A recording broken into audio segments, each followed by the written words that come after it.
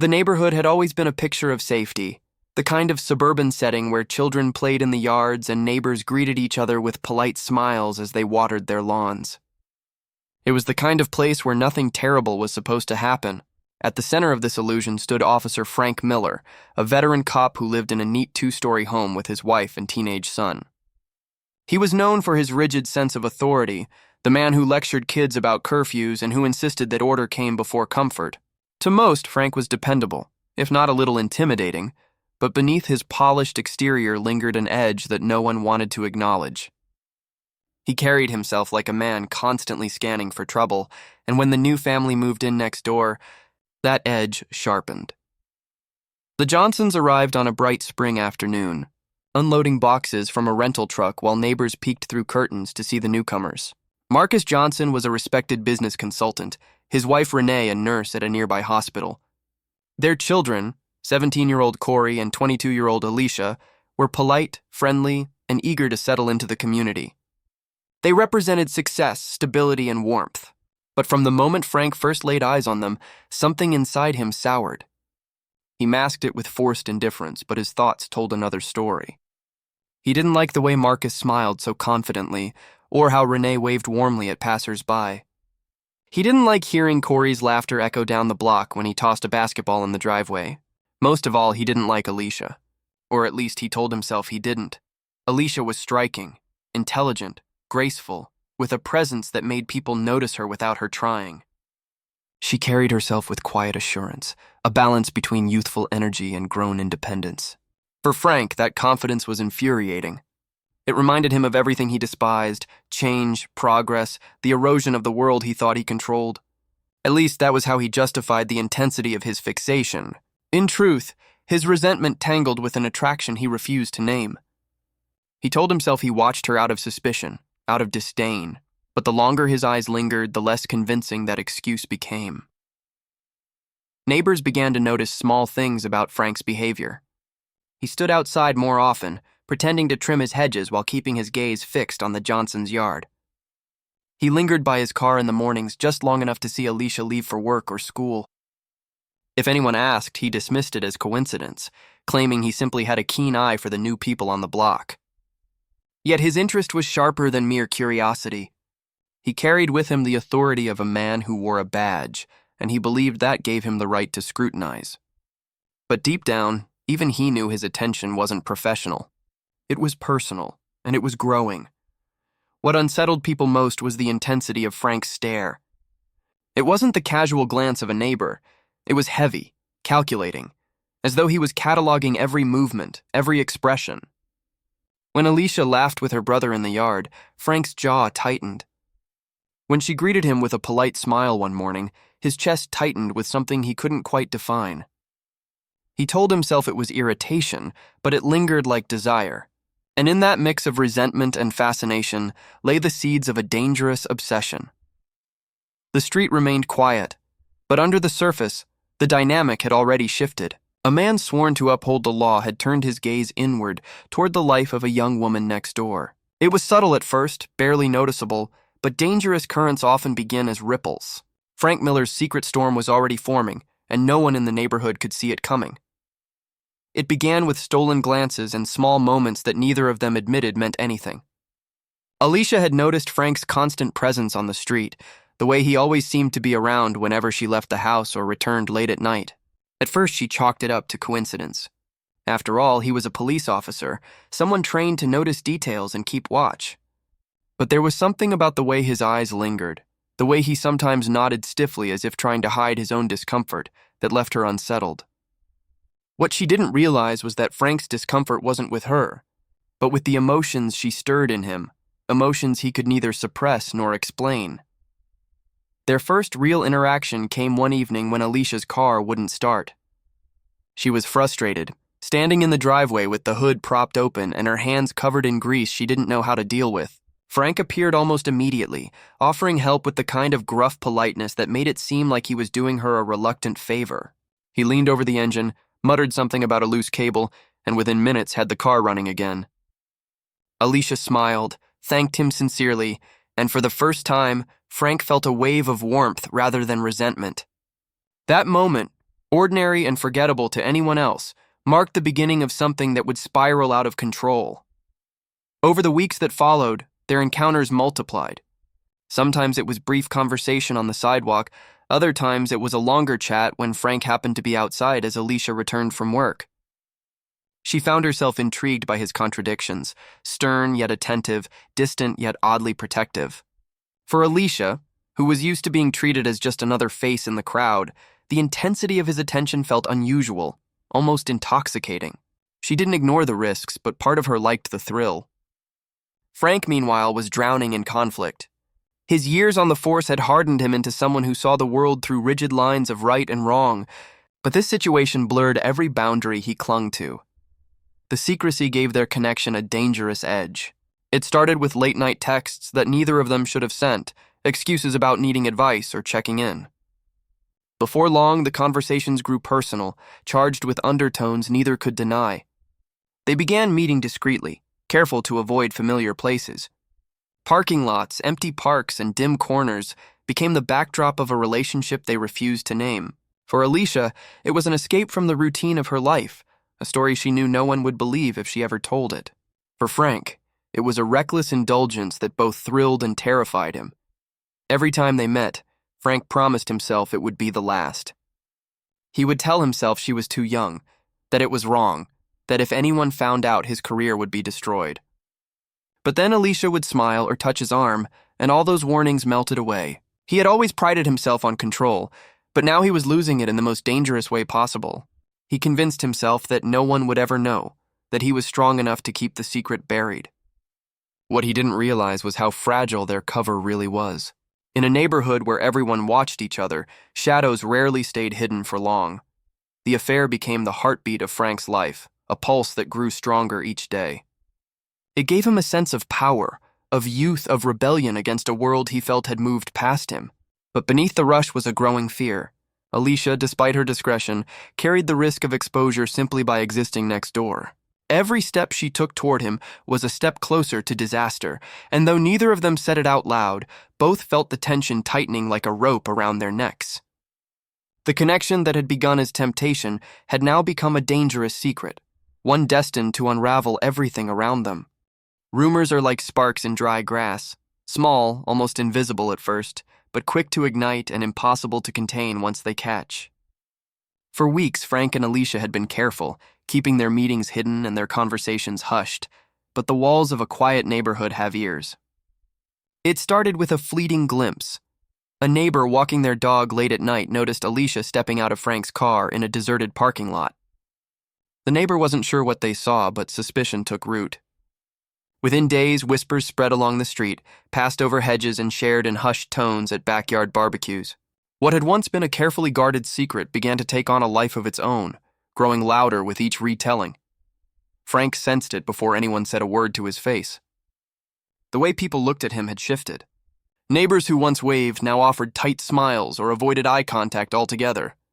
His wife Linda picked up on the tension too.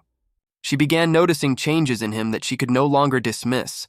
Late nights, unexplained absences, and a distracted look in his eyes that never used to be there. Linda wasn't a fool. She had lived with Frank's moods for years, but this was different. It was as if he carried a secret too heavy to conceal, and the weight of it was crushing the household. Alisha's family remained unaware at first, though the signs were there if one looked closely enough. She spent more time away from home, her excuses vague, her demeanor more guarded. Corey noticed his sister's distraction, but assumed it was typical for someone her age balancing work, friends, and independence. Her parents, busy with their demanding jobs, trusted her and believed she was safe. But when whispers finally reached Marcus and Renee, carried by a well-meaning but meddling neighbor, the revelation hit them like a storm. The idea that their daughter might be entangled with a married cop, one known for his prejudice, was unthinkable. Their trust in the neighborhood and in Alisha's judgment began to fracture. The scandal spread beyond the cul-de-sac, trickling into Frank's workplace. A fellow officer mentioned overhearing gossip during a lunch break, and soon the station buzzed with speculation.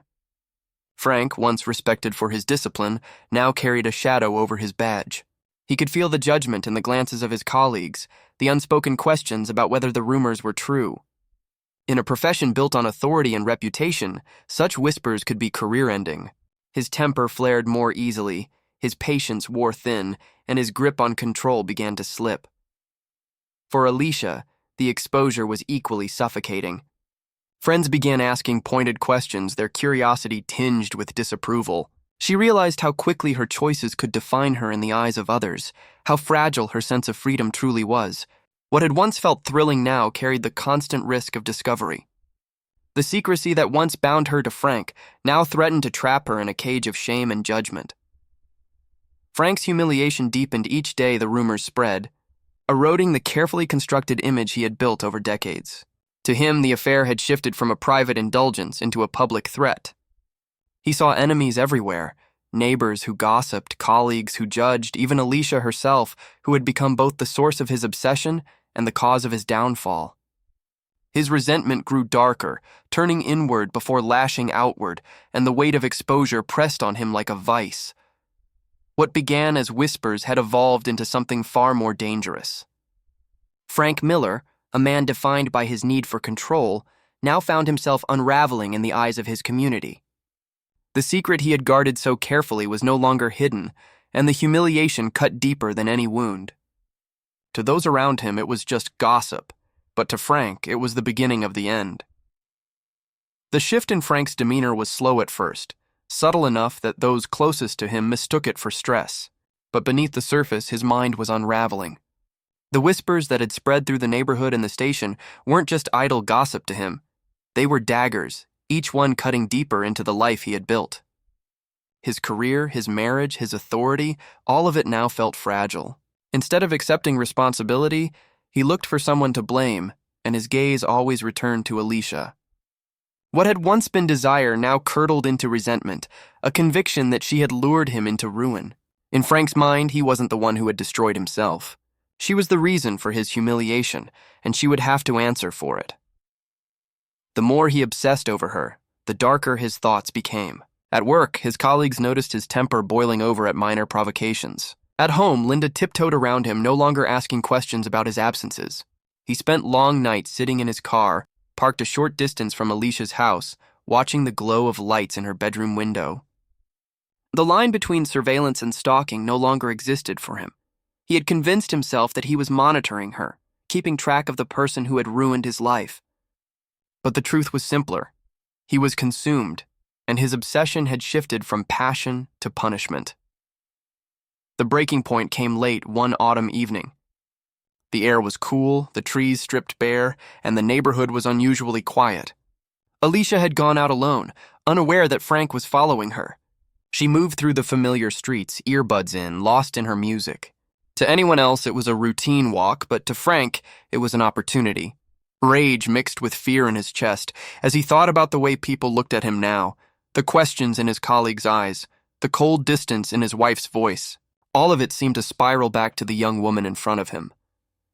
The longer he followed, the more convinced he became that his only escape from disgrace was to erase the source of it entirely.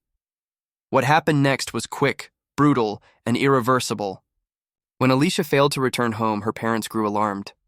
Calls to her phone went unanswered, and by midnight, panic spread through the Johnson household. Police cars filled the street, their flashing lights painting the quiet houses in shades of red and blue. Neighbors gathered on porches, whispering anxiously about where she might have gone. Frank stood among them, a mask of concern plastered on his face. He even offered to help with the search, his badge granting him a role in the very investigation that should have exposed him. Days turned into weeks, and Alisha's disappearance remained unsolved. Flyers with her picture appeared on telephone poles, news outlets reported updates with grim faces, and the Johnsons pleaded publicly for her safe return. Behind the scenes, Frank carried on as though nothing had happened, confident in his ability to bury the truth. He had hidden evidence carefully, covering his tracks with the precision of someone who understood investigations from the inside out. To those around him, he appeared dedicated, even sympathetic, but inside he carried a chilling calm. He believed he had silenced the problem forever, yet no secret stays buried without leaving traces. Frank's arrogance made him careless, and though the community couldn't see it yet, cracks had already begun to form in his cover. He had crossed a line from which there was no return, and the storm he thought he controlled was about to turn back on him. The disappearance of Alisha gripped the community like a nightmare that refused to end. Weeks passed, yet her face remained everywhere, on news broadcasts, stapled to lampposts, printed on flyers handed out in parking lots. Her parents stood before cameras with tired, grief-stricken eyes, begging anyone with information to come forward. The street that had once been filled with casual greetings and children's laughter now carried only tension and unease. Neighbors avoided eye contact, frightened by the possibility that something sinister had happened right under their noses. And through it all, Frank remained in plain sight, blending into the very search parties that hunted for the truth he was desperate to conceal. At first, he played his role flawlessly. He offered advice on investigative strategies, suggested canvassing certain areas, and even volunteered to review surveillance footage. His badge gave him credibility, and his performance convinced many that he was simply a concerned neighbor. But the longer the case dragged on, the more mistakes he made. Investigators noticed inconsistencies in his timeline. Small details he had shared early on changed subtly when repeated weeks later. His wife, Linda, who had long suspected something was wrong, grew restless with the tension in their home. She saw the sleepless nights, the way he jumped at unexpected questions, and the moments he disappeared without explanation. She didn't say much at first, but her silence became its own form of pressure. The break in the case came from a detail Frank hadn't considered. A camera mounted outside a local gas station captured his car passing by late on the night Alisha vanished, heading toward a remote wooded area. He had denied being out at that time, claiming he was home with his family. The discovery didn't confirm guilt outright, but it cast a shadow of suspicion that was impossible to ignore. Detectives dug deeper, re-examining his statements, his work records, and eventually his property. What they found shocked even the most seasoned officers. Hidden in the back of his garage were items belonging to Alisha, small personal things that no one could explain away. To the investigators, it was the missing puzzle piece that turned suspicion into certainty. The arrest sent shockwaves through the neighborhood. People who had once defended Frank now felt betrayed, sickened by the realization that the man they trusted had been living a double life. Reporters swarmed the street as officers led him away in handcuffs, his once proud figure reduced to a shell of humiliation. The very uniform that had shielded him for years could no longer protect him from the truth. For Alisha's family, the confirmation was devastating but also clarifying. They finally knew what had happened, even if the answers brought no comfort. Their daughter's life had been stolen, and the person responsible had been the very man sworn to protect them. The trial that followed exposed every secret Frank had tried to bury. His affair with Alisha was laid bare, along with the web of lies and hatred that fueled his actions. The community watched as prosecutors dismantled the facade of a respectable officer, revealing instead a man consumed by obsession, prejudice, and rage. The verdict was inevitable. Frank Miller was found guilty, his downfall complete. In the end, the story of Alisha's death became more than just a local tragedy. It was a chilling reminder of how quickly desire can turn to destruction, how secrets can fester until they explode, and how even those meant to protect can become the greatest danger. The quiet neighborhood would never be the same, its sense of safety shattered forever by the darkness that had lived right next door.